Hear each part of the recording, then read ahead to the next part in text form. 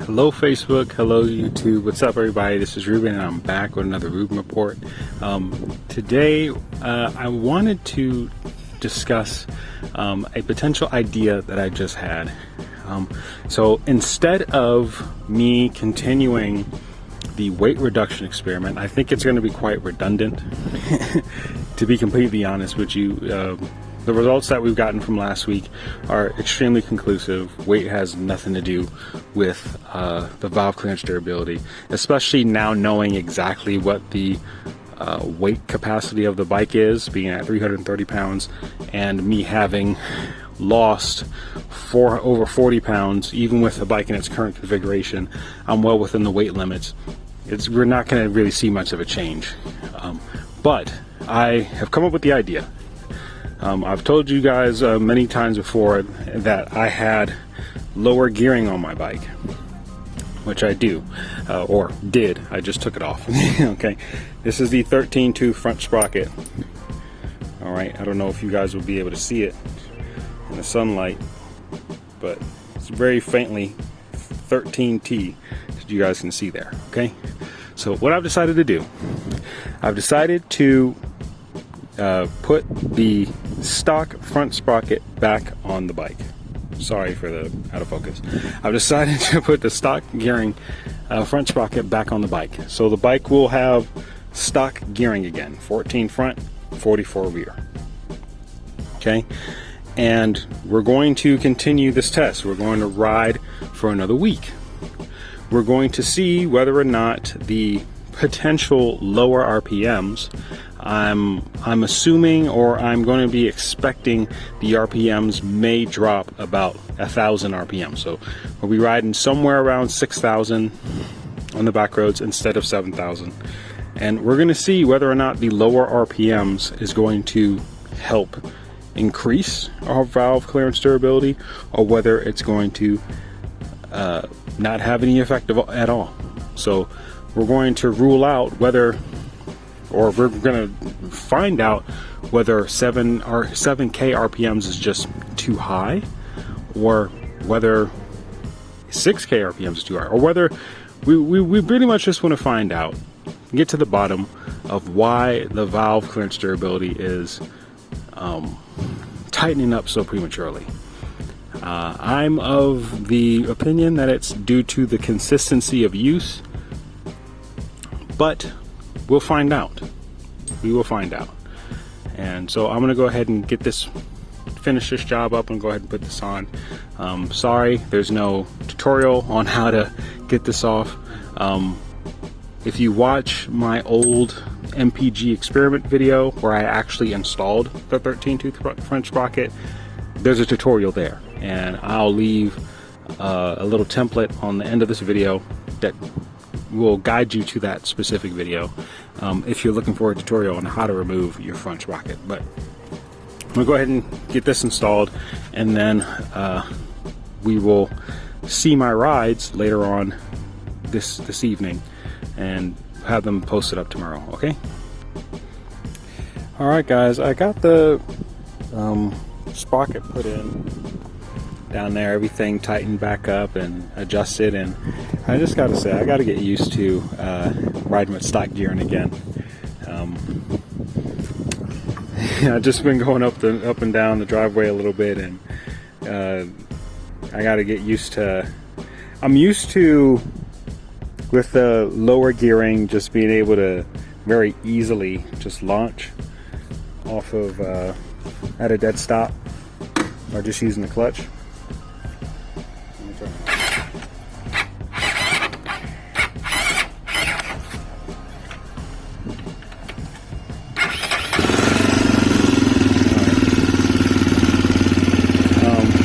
Surprisingly enough, I can still move a little bit with just using, I'm not using throttle at all.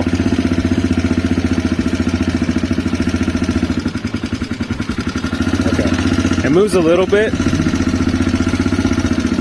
and probably because of the bike is lighter now. It's quite a bit lighter now than it was when it was stock. But yeah, I just got to get used to that.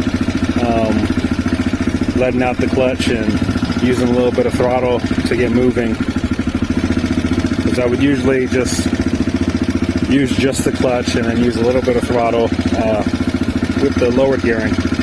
So I'm going to get used to that. And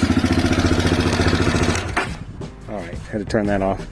We're going to go ahead and talk about later on here some of the like valve clearance reliability claim. We're going to take a deep dive into the 5,000 miles at 8,000 RPM book, and we're just going to kind of dissect what's been written and wrote, what's been wrote there, and to understand what the whole 5,000 miles at 8,000 RPM is all about. So I'll see you guys inside, and we're going to take a look at that. Stay tuned. Hello everyone. Okay, so in this section we're going to answer the question, what is 5,000 miles at 8,000 RPM all about? Where do we get this 5,000 mile valve adjustment interval? What is the origin of this whole 5,000 mile valve adjustment interval? And what is the real valve clearance durability reliability claim? Okay, and hopefully through this deep dive, we're going to answer all those questions so there's no confusion about exactly what the valve clearance durability claim of this motorcycle is and where it came from. So as you can see here, I have the 5,000 miles at 8,000 RPM book written by Joe Burke, and we're going to go ahead and take a look at it. We're not going to look at the whole book. If you want to know the story and you want to know exactly where everybody went within that adventure ride, or at least what's written in the book, you can go ahead and purchase it for yourself. We're just going to look at some key data points and key facts about the ride, so that way we can understand where this 5,000 miles valve clearance interval originated from. That's all. So starting out here, we're looking at the author. So who is Joe Burke? Joe Burke is someone who used to work at CSC Motorcycles. He doesn't work there anymore. But at the time that he wrote this book, which was quite a few years ago now, he used to write the blog for CSC Motorcycles, or at least that's what's written here in his book. And if you look through a lot of the old blogs, or when CSC Motorcycles was first starting to become popular or try to break that whole social barrier and stigma of Chinese bikes being, crap, you can see a lot of his blogs and posts, and if you go into the comment sections of those things, I mean, you can find some very interesting dialogues and some very interesting interactions. But in his book so far, he writes that he wrote the blogs for CSC Motorcycles, and that is true. We're going to look at one of those blogs written by another magazine, or motorcyclist magazine. And Joe, as it states here, that Joe Burke, not only was he the person who wrote the blogs, but he was also functioning as CSC's engineer and public relations kind of middleman. Okay, and which makes sense. I mean, he's wrote the book. You can find him in pretty much all of the old promotional material where he's promoting the RX3 and promoting different motorcycles. You can find him basically writing all kinds of old stuff. Okay, so we know that he wrote the blog. He was CSC's engineer and public relations employee, basically. And so now that we know a bit about Joe Burke, we're going to look at some of the most important. Again, we're not going to look at this whole book. We're just going to look at some of the most important key details about the trip. Okay, so at this point in the book, on page 105,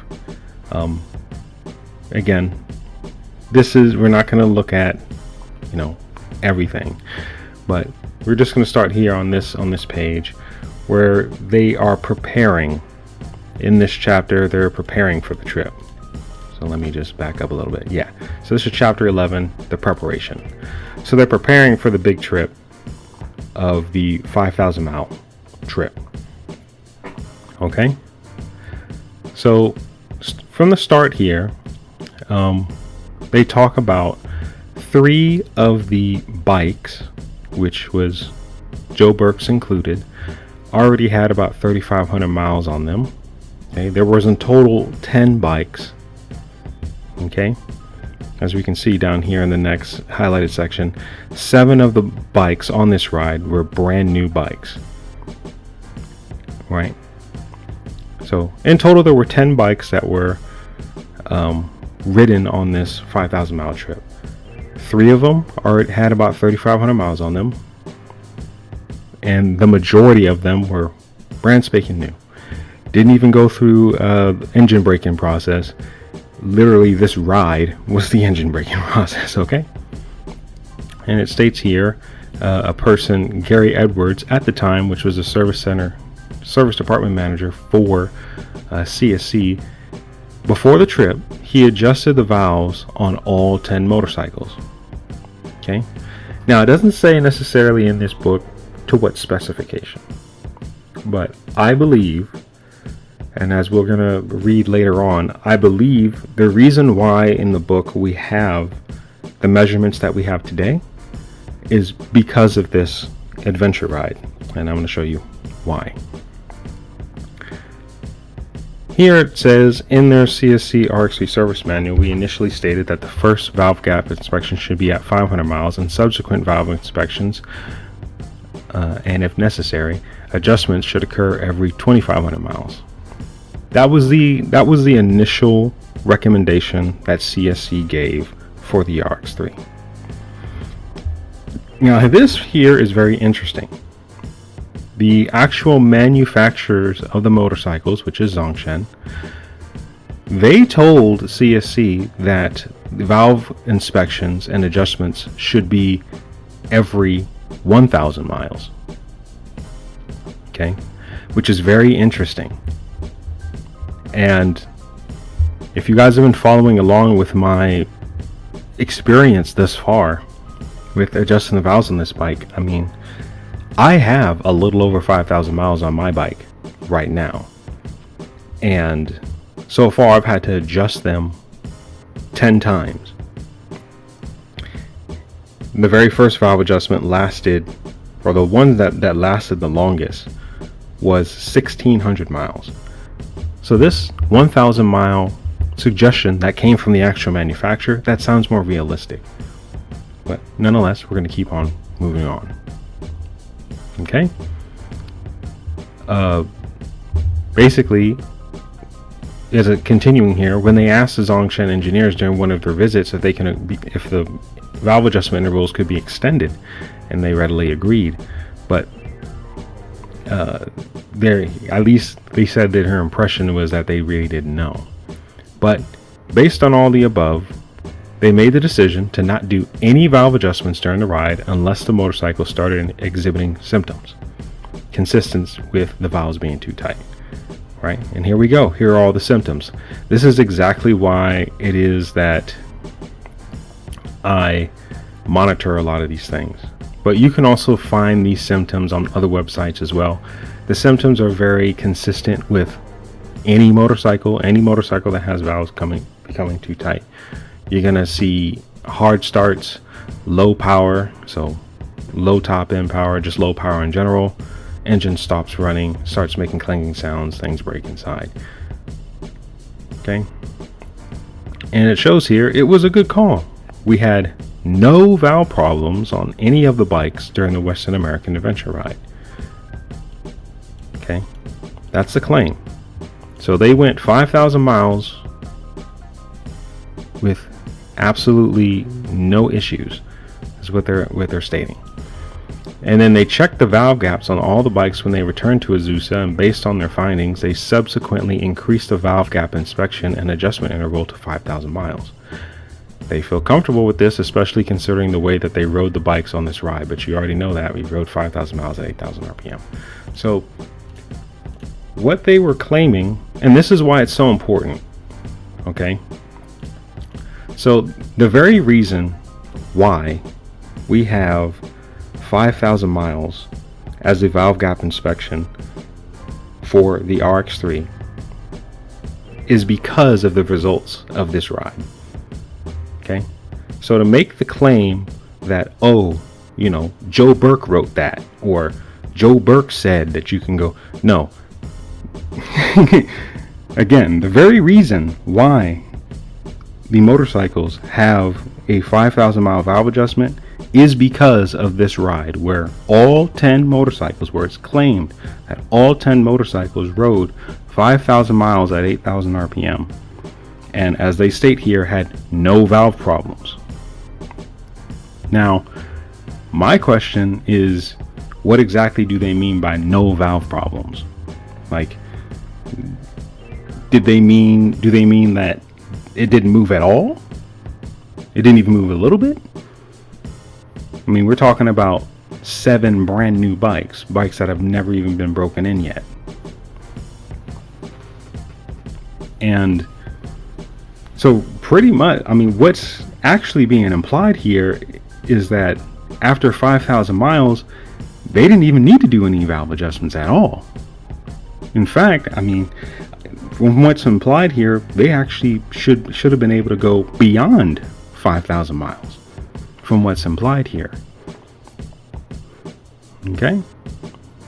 And we're going to watch a little clip as well from one of these videos here. Again, you can see a lot of different older videos where Joe Burke is shown promoting the motorcycle. He used to be a employee who worked there. But just take a listen to what he has to say about the owner's manual of the RX3. Motorcycle gets a shop manual for free. The shop manual's outstanding. You might say, well, how can you say it's outstanding? Very easy. I wrote it. I went through all the things you need to do to maintain one of these motorcycles, not just routine maintenance. With the technicians in our service department, we extensively photo documented it, and we have online tutorials on about 50 different topics on our different motorcycles. So anything you need to do, almost anything. I mean, we don't do how to replace the crankshaft. We don't take it that far. But basically all the things that would ordinarily be in a shop manual, not an owner's manual, but a shop manual, are online, plus they're in the shop manual. And we encourage people to do their own maintenance. You're not going to have things like $1,000 valve adjustment that you get with some of the other marks that are out there. A valve adjustment on this motorcycle is free. It's not free if we do it, we'll charge you for it. But it's in the online tutorials and it's in the shop manual. We walk you through exactly what you need to do to adjust your valves, to replace your clutch, to change your oil, to replace a chain, whatever you need to do, we've got it covered. We maintain an inventory of... All right, so again, if you guys want to go to this video, I'll have a link in the description for all of this stuff that we're looking at today. But pretty much you guys get the idea. As CSC's engineer, and from the results of this whole trip, the service manual was written by Joe Burke. This 5,000 mile valve adjustment interval is written and put in there because of this trip. Okay, so that's very important to know. Like, we have 5,000 mile valve adjustments because of the results of this trip. This trip is very important and truly is the reliability claim of, or the valve gap durability or reliability claim of the RX3. Okay, now the big question is, or the big question that I have is, well, was the bike truly ridden at 8,000 RPM? Okay, and a quick search, we're not going to look at everything again, because this is, you can buy the book and you can see exactly where it is that they went, but you just type the word highway, okay, and there's 122 mentions of highways. If you buy the book and you actually go through all of these, most of these highways are scenic highways where speed limits are not so high, but you know, we have a lot of claims here that I've highlighted, where, like for this one, for example, they rode the bikes ran flawlessly at 75 miles per hour all day long across the scorching Mojave Desert, and they covered 360 miles, right? And there's another let's see here, a little section where they basically talk about how they rode about 300 miles or more every single day, and they rode at 75 miles an hour on whichever highway that they were riding on. Same thing you can do, you can look up the word interstate. Okay, not as many matches, but generally speaking, you have to go on certain interstates to be able to go to these scenic highways that they are riding on. But I just think it's very important that we dissect how the bikes were actually ridden versus just this claim, because I'm starting to believe that the bikes weren't truly ridden at 8,000 RPMs. And for this next test that I'm going to do, where I'm going to be changing the gearing back to stock on my motorcycle and see whether or not that's going to affect the valve clearance durability at all. But according to the durability claim that's talked about in this book here, the bike should be able to go 5,000 miles at 8,000 RPM with no issues.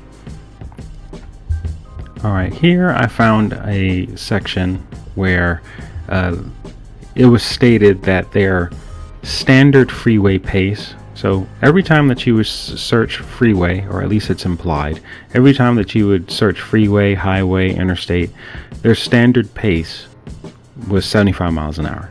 And I'm not sure necessarily if 75 miles an hour is regarded here as GPS speeds. I'm assuming it's not. I'm assuming it's indicated speeds, and we all know from a lot of the top speed tests that I've done in the past, or just anyone else, if you see folks ride their RX3s and you actually get to look at their tachometer, when the bike shows 75 miles an hour indicated, it's literally right, and you have stock gearing, that is, it's right at 8,000 RPMs. So I believe this 75 miles an hour that he's talking about is an indicated speed, and it truly is riding at 8,000 RPMs. And with all the mentions of highway in this book, the majority, I actually argue over 90% of the riding done was highway. They truly did, or at least it's implied that they rode at 8,000 RPMs the entire way. Okay, that's what their standard pace was. So we see here, and then at the end of the book, we're going to look at some of these metrics here that they were claiming. On their RX3s, they say that they averaged around 70 mpg, riding on the freeways when you're running 75 miles an hour all day long, but they were still averaging about 65 mpg or better while riding at 75 miles an hour all day long. And they also claim that they got a little bit over 80 mpg in certain cases. He states here that he was using, or that he likes to use, 90% of what the engine has to offer. So what I'm trying to state here is that the reliability claim of this bike and the way that it was marketed by CSC and with this book, they're claiming they went 5,000 miles at 8,000 RPM. They say that they rode on freeways, which you can, if you buy this book, you'll be able to see it. They rode at 75 miles an hour every single day, and they rode over 300 miles a day. Okay, and look this up. All right, yeah, they wanted to hold the daily miles to about 300 miles. Okay, and they did. So basically every single day for 15 days straight, they rode at a minimum of 300 miles or more. There's some where they rode even further.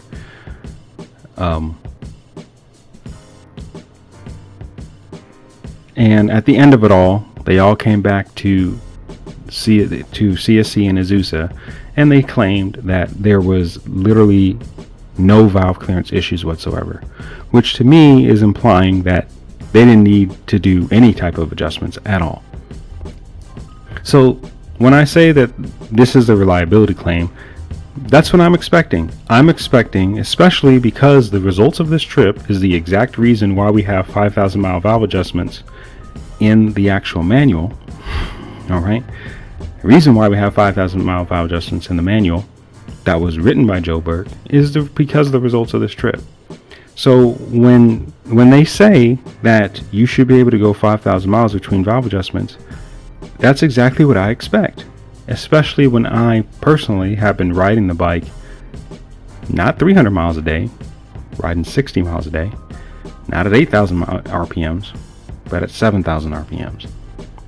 And with me riding my bike, and in between the two engines that I've had up to this point, I've had to adjust my valves 10 times. You guys already know that. You guys know that I've had to adjust my valves 10 times up to this point, and I have a little bit over 5,000 miles right now. The longest lasting valve adjustment interval was 1,600 miles.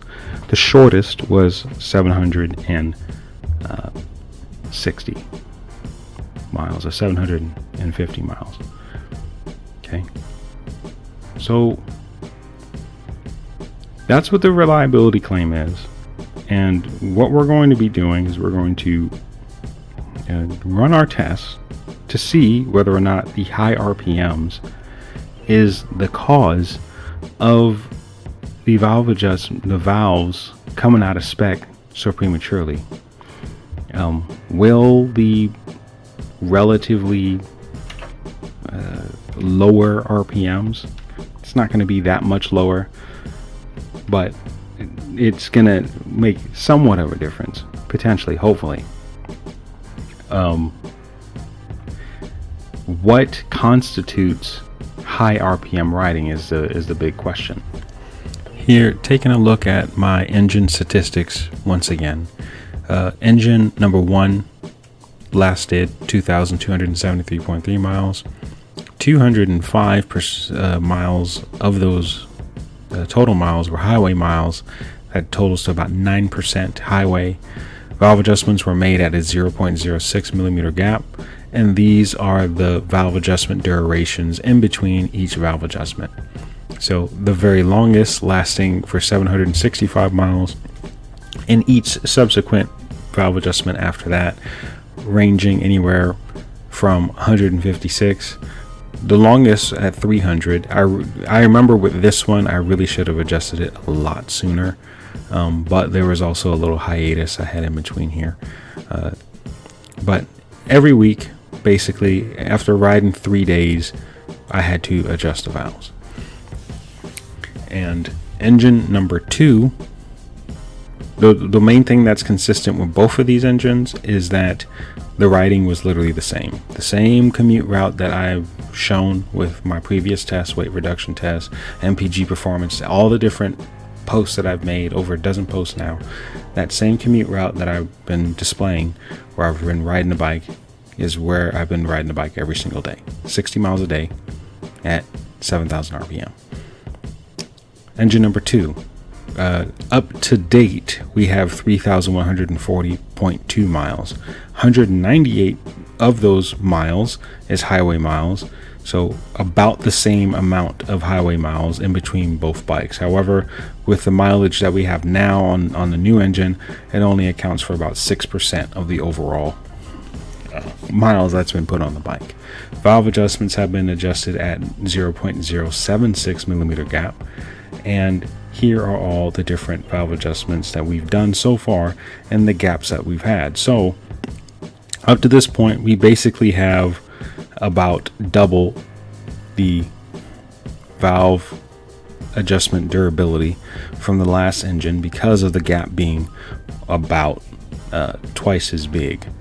The total valve clearance tolerance for the RX3 is 0.04 till 0.08. Okay.